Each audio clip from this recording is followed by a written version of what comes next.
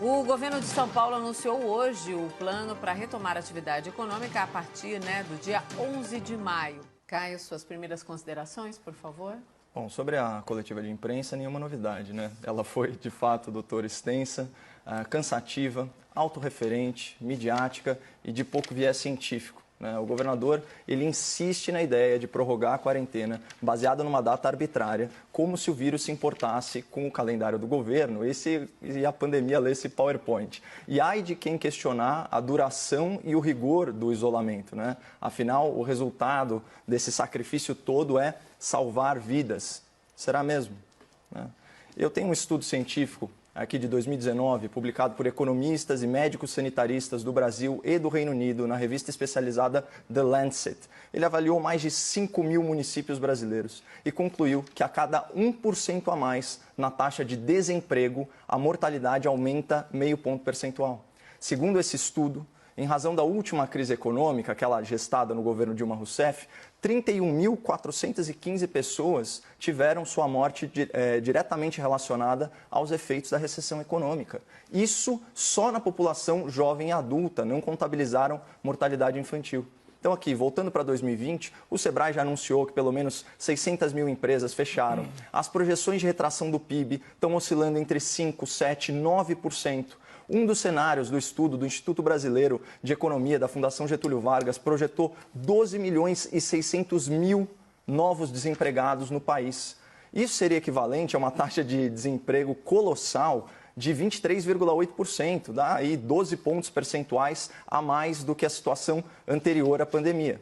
E se para cada ponto a mais no desemprego aumenta aí meio ponto a mortalidade, a tendência é que o número de mortes no país cresça pelo menos 6%.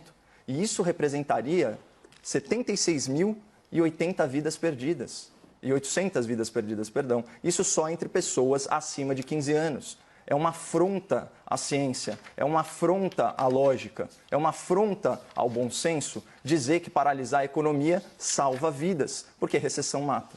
Outro argumento muito comum entre os teimosos advogados aí da radicalização do isolamento diz respeito à capacidade do sistema de saúde. De fato, a variável mais determinante para a sobrevivência de um paciente grave é a existência de leitos de UTI. Só que a percepção do grande público é de que o sistema do estado de São Paulo, que é o epicentro da epidemia, ele está absolutamente saturado. A imprensa contribui para esse clima de pânico ao publicar manchetes como aquela que a gente já discutiu aqui. O Hospital Emílio Ribas tem 100% da sua capacidade ocupada. Ok, só que tem a informação fundamental. São só 30 leitos de UTI num estado que tem mais de 15 mil leitos de UTI. Na contramão desse sensacionalismo, hoje foi anunciado que a fila de testes para o coronavírus está zerada, ou seja, não tem exame pendente para paciente. Também foi anunciada uma taxa de ocupação de leitos de UTI de 53% no estado e 73% na região metropolitana. Então, eu recomendo que o espectador acesse também o portal da transparência do Registro Civil na aba especial Covid. Lá é possível fazer uma comparação entre o número de óbitos de 2019 e 2020, tanto no seu estado quanto no Brasil inteiro. Aqui em São Paulo, nós tivemos esse ano 1.468 óbitos a menos por pneumonia e insuficiência respiratória. E se a gente selecionar o mês de abril, esse mês de abril até o dia 22, são 1.938 óbitos a menos em relação a 2019.